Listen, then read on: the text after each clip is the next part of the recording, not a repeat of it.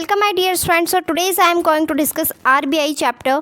और आरबीआई से यहाँ पे बहुत सारे क्वेश्चंस पूछे जाते हैं। लाइक आप यूपीएससी का एग्ज़ाम दे रहे हो या फिर एसएससी का एग्ज़ाम दे रहे हो या यूजीसी नेट में एग्जामिनेशन दे रहे हो या फिर बैंक का एग्ज़ाम के लिए, तो वेरी वेरी इंपॉर्टेंट है। तो देखो, आरबीआई टॉपिक आपका हर एक एग्ज़ाम में आने वाला टॉपिक होता है, ठीक है। अब फर्स्ट ऑफ ऑल यहाँ पे बात कर लेते हैं कि आरबीआई को यहाँ पर लाने की ज़रूरत क्यों पड़ी या बनाने की ज़रूरत क्यों पड़ी। तो सबसे पहले मैं आपको ये बता देती हूँ कि जो आरबीआई की स्थापना है वो उसका उद्देश्य था कि करेंसी और क्रेडिट के कंट्रोल के लिए एक अलग से संस्था का निर्माण करना। और वो क्या करता, अलग से जो बनाया हुआ संस्था था वो अलग से क्या करता है, यहाँ पर कामकाज देखता और सरकार को इस एक तरीके से मुक्त करना और सभी बैंकिंग सुविधाएं मुहैया कराना, इसका क्या था, मकसद था।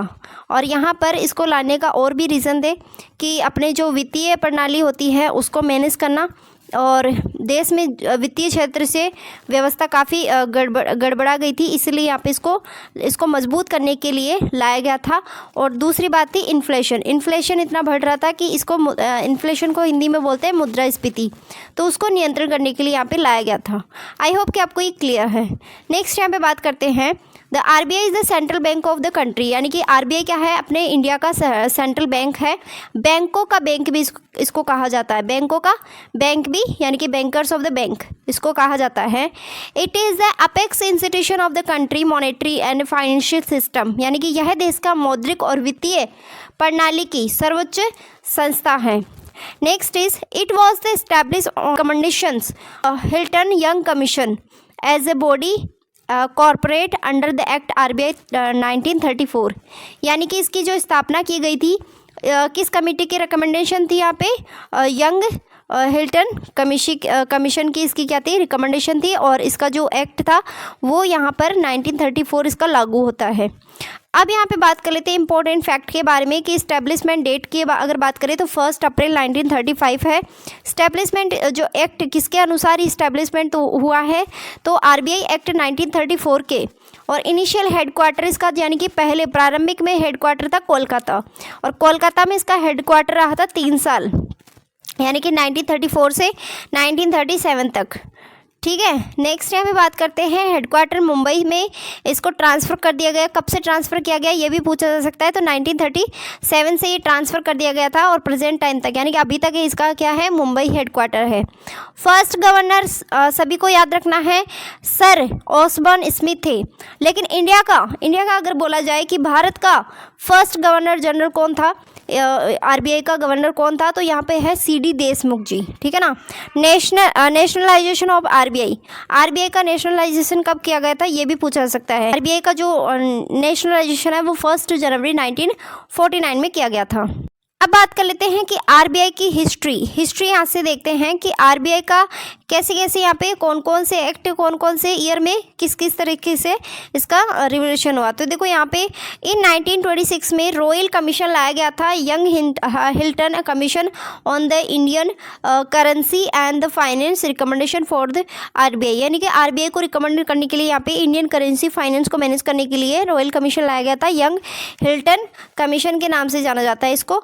और इन 1927 बिल इंट्रोड्यूस बट फेल, यानी कि 1927, ये डेट याद रखना आपको। 1927 में एक विधेयक पेश किया गया था लेकिन वो असफल रहा। इन 1933 में बिल अगेन इंट्रोड्यूस किया गया, पास किया गया, और 1935 में फाइनली इनको वो कर दिया गया, यानी कि प्रस्तुत किया गया। फिर इसको 1934 में पारित कर दिया गया, ठीक है। तो ये चीज़ें आपको ध्यान रखनी है, इंपॉर्टेंट फैक्ट मैंने लिए हैं। और 1 अप्रैल 1935 it is the establishment in the Kolkata, later in 1937 is the shifted Bombay। यानी कि पहले तो ये इसका कोलकाता था, फिर उसके बाद में शिफ्ट कर दिया गया मुंबई के अंदर। अब इसको मुंबई कहते हैं, पहले इसको बॉम्बे कहते थे, इसलिए मैंने बॉम्बे लिखा है, ठीक है।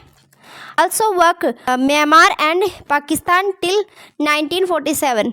अब भाई यहाँ पर देखो क्या बोला गया है, म्यांमार के पास में कोई भी सेंट्रल बैंक नहीं था, तो यहाँ पे वो इंडिया के पास में आके बोलते हैं कि भाई हमारे अकाउंट्स भी ये मैनेज कर लेगा, यानी कौन, आरबीआई। तो हमारे जो अकाउंट्स है फाइनेंस के वो आरबीआई मैनेज कर लेगा। और पाकिस्तान भी यहाँ पे बोलते हैं कि हमारे पास भी कोई सेंट्रल बैंक नहीं है, तो प्लीज़ हमारे भी देख लो। तो आरबीआई ने किस किस के देखे थे कंट्रीज़ के, एक तो म्यांमार हो गया, एक पाकिस्तान हो गया। तो 2 देशों का यहाँ पे इन्होंने फाइनेंस अकाउंट देखा था।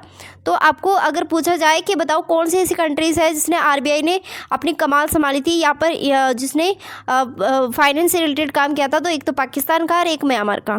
ठीक है, लॉन्गेस्ट। अब यहाँ पे बात कर लेते हैं, फर्स्ट गवर्नर जनरल के बारे में बता दिया था मैंने, और इंडिया का गवर्नर जनरल के बारे में बता दिया कि आरबीआई का गवर्नर कौन था।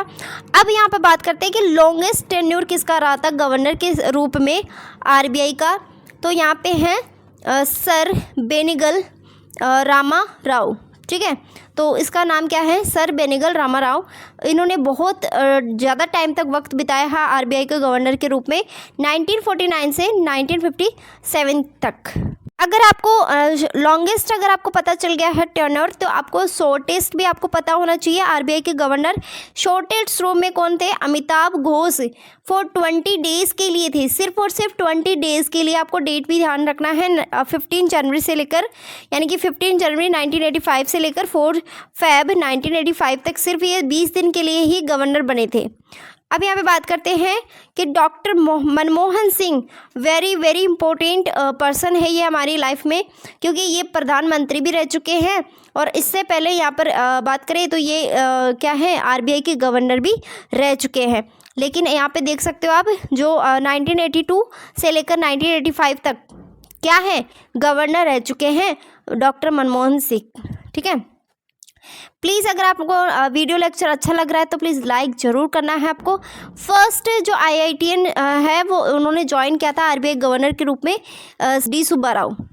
ठीक है, तो first IITN to join RBI governor D Subba Rao, यानी कि IITN थे ये, तो इन्होंने ज्वाइन किया था गवर्नर के रूप में पद डी सुब्बा राव जी ने। ठीक है, नेक्स्ट यहाँ पे बात करें तो 23rd आरबीआई गवर्नर है वो थे रघुराम राजन। ठीक है, इनका टेन्योर आप देख लेना। और 24 नंबर पे थे यहाँ पे उर्जित पटेल, 25 नंबर पे थे यहाँ पे शक्तिकांत दास जी। ठीक है, और अभी प्रेजेंट टाइम में अगर बात करें तो ये है संजय मल्होत्रा। ठीक है, अगर फंक्शंस की बात करें, वेरी वेरी इंपॉर्टेंट है, फंक्शंस हर एग्जामिनेशन में आता है। तो ये करेंसी प्रिंटिंग का काम करते हैं। करेंसी प्रिंटिंग मतलब कि नोट छापने का काम करते हैं कौन, फंक्शन है इसका, आरबीआई का कार्य है। और करेंसी सर्कुलेशन का भी काम करता है कि मार्केट में कितना पैसा जाना चाहिए। अगर आप मार्केट में पानी की जैसे पैसा बहा दोगे तो इन्फ्लेशन की सिचुएशन आ जाएगी, और अगर बहुत कम आप पैसा करोगे तो डिफ्लेशन की सिचुएशन आ जाएगी। तो इसको बैलेंस करके यहाँ पे रखना पड़ता है आरबीआई। और एक क्या करता है, बैंकों को लोन प्रोवाइड करवाता है। कौन, आरबीआई का फंक्शन है कि बैंकों को क्या करवाता है, लोन प्रोवाइड करवाता है। ये डायरेक्टली कस्टमर को लोन प्रोवाइड नहीं करवाता है, बैंक ही इसके कस्टमर हो गए, जैसे एसबीआई हो गया, पंजाब नेशनल बैंक हो गया। ठीक है ना, बहुत सारे बैंक्स होते हैं तो इनसे लोन लेते हैं। नेक्स्ट फंक्शन आरबीआई का होता है बैंकर्स टू गवर्नमेंट, यानी कि ये क्या है, गवर्नमेंट का एक बैंकर है उसके रूप में काम करता है। बैंकर्स टू बैंक, यानी कि यहाँ पर बोला गया है कि जो बैंकों का ये बैंक होता है, बैंक से बैंकों को इनसे लोन मिलता है यहाँ से। और next is role of the RBI in inflation control, यानी कि अब यहाँ पर देखो इन्फ्लेशन है, कंट्रोल कैसे करता है। तो आपने मॉनेटरी पॉलिसी के बारे में सुना होगा, ठीक है, और उसके टूल्स के बारे में भी सुना होगा। उसमें देखो कौन कौन से टूल्स आते हैं मैं आपको बता देती हूँ। देखो नोट्स में मैंने इंक्लूड किया है सब कुछ, बैंक मॉनेटरी पॉलिसी टूल्स। ठीक है, अब जो नेक्स्ट वीडियो होगा वो इसी पे होगा, जिस पे आपको पढ़ाऊंगी मैं केस रिजर्व रेशो, और आपको बताऊंगी कि प्रेजेंट टाइम पे कितना परसेंटेज चल रहा है इनका रेट। ठीक है, और statutory liquidity ratio, bank rate, repo rate और reverse repo rate, open market operations, liquidity adjustment facility, term repo. ठीक है, तो इनसे हम देखने वाले हैं इस अगले वीडियो में कि इनसे जो है आरबीआई कैसे इन्फ्लेशन को कंट्रोल करता है। हम बहुत ही सिंपल लैंग्वेज में आपको समझाऊंगी। तो इसका जो नेक्स्ट वीडियो है वो भी आपको देखना है, वेरी वेरी इंपॉर्टेंट है एग्ज़ाम पॉइंट ऑफ व्यू से। कस्टोडियन ऑफ फॉरेन एक्सचेंज, यानी कि कैसे एक तरीके से फॉरेन एक्सचेंज को यहाँ पे कंट्रोल करता है, कैसे इसको कस्टमडाइन करता है। और नेक्स्ट है सुपरवाइजरी फंक्शन से, और भी इसके फंक्शंस होते हैं जिनका ये कंप्लीट करता है। ठीक है, तो नेक्स्ट वीडियो आपका होने वाला है मॉनेटरी पॉलिसी पे। आप देख सकते हो इसके मैंने नोट्स ऑलरेडी यहाँ पे बना लिए हैं, और ये वीडियो आपके पास में बहुत जल्दी आने वाला है। तो प्लीज़ ज़्यादा से ज़्यादा शेयर, लाइक और कमेंट आपको करके बताना है कि मेरे जो नोट्स है आपके लिए कितने हेल्पफुल है। अगर आप इन नोट्स को लेना चाहते हो PDF फॉर्मेट में, तो आप मेरे व्हाट्सअप में जो नंबर है उन पर मैसेज कर सकते हैं। So thank you so much for watching this video. Keep watching and keep learning.